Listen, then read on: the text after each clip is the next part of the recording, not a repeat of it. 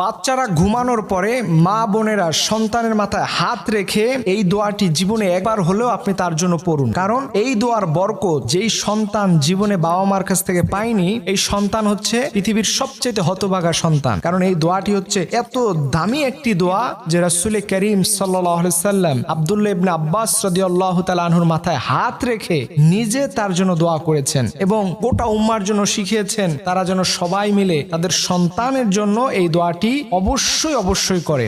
ভালো মানুষে সে পরিণত হবে এবং এর মাধ্যমে তার মাথার তার ব্রেন শক্তি, তার মেধা শক্তি এত বেশি বৃদ্ধি পাবে যে আপনি কল্পনাও করতে পারবেন না। এর জন্য রাসূল সাল্লাল্লাহু আলাইহি সাল্লাম আমাদেরকে শিখিয়েছেন যে অবশ্যই এই দোয়াটি তার মাথায় হাত রেখে ঘুমানোর পরে তোমরা পড়বে, আল্লাহুম্মা ফাক্কিহু ফিদ্দীন ওয়া আল্লিমহু তাউইলা।